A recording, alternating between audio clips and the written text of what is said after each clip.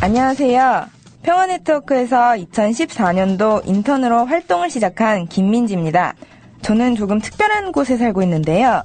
바로 우리나라 DMZ 안에 단 하나, 유일하게 민간인이 살고 있는 대성동 자유의 마을이라는 곳에서 태어나고 자랐습니다.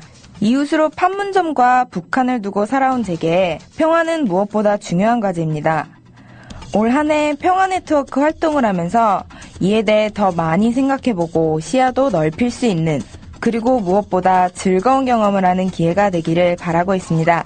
지금 방송을 들으시는 우리 청취자분들과 평화를 바라는 모든 분들의 많은 관심과 지원 부탁드리겠습니다. 그럼 지금부터 주간 브리핑 하이파이브 소식 먼저 전해드리겠습니다. 지난 28일이었죠.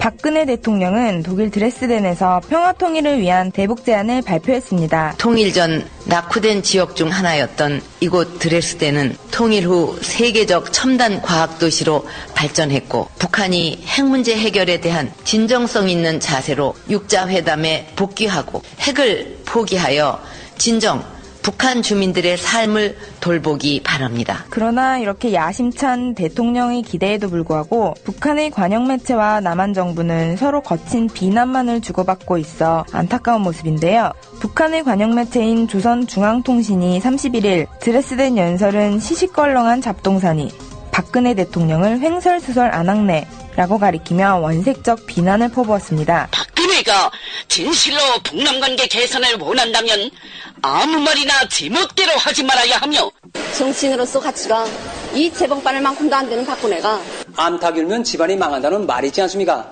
무엇을 주절되기 전에 초보적인 상식이나 똑바로 알고 입을 놀려야 한다고 생각합니다. 이어 1일 남한 정부는 이러한 비난이 시정잡배도 꺼릴 표현이라며 강력하게 비판했습니다. 우리 국가 원수의 외교 활동에 대해서 시정잡배도 입에 담길 꺼려한 표현을 사용하는 등 우리는 이를 예의주시할 것입니다. 한 국가의 원수가 타국까지 가서 화해와 협력에 대한 구상을 발표하고 왔는데 정작 본국에서는 이를 두고 과격한 비방만 오가고 있습니다. 과연 이 통일 독트린, 대통령의 통일 구상은 어디서 나와 어디로 가버린 것인지 궁금할 따름입니다. 지난 31일 북한이 해상사격 훈련 중 서해 북방한계선을 향해 발사한 500발가량의 포탄 중 100여 발이 NLL 남쪽 해상으로 떨어졌습니다. 우리는 우리 지역에서 정상적인 타사격 훈련을 하고 있다. 다시 한번 반복한다. 지금 안 들리세요, 부설이? 지금도 계속 쏘고 있어요. 이에 우리 군은 NLL 인근 이북 해상으로 대응 사격을 실시했는데요.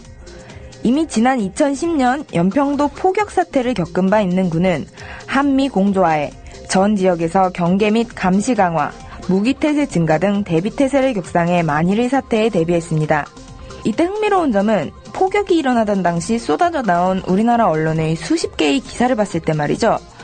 대부분 북의 공격을 먼저 서술한 후 우리의 대응 사격과 대비태세를 보도했다는 겁니다. 그러나 영국의 BBC나 미국의 워싱턴 포스트 같은 외신 기사들의 기사를 쭉 한번 보면요. 남북 간의 익스체인지 또는 트레이드 파이어라는, 즉 상호 간 포격이 있었다는 어조의 기사가 나온 데서 차이를 보였습니다. 파주와 백령도 부근에서 잇따라 발견됐던 무인항공기 2대가 군과 정보당국의 정밀 분석 결과 모두 북한 제품으로 결론났다는 소식이 오늘 아침 들어왔습니다.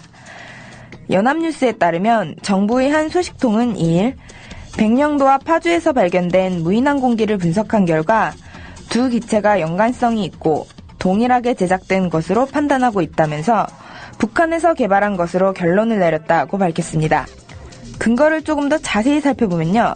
먼저 파주에서 발견된 무인기에는 날짜의 북한말인 날자라는 글자가 있었고요.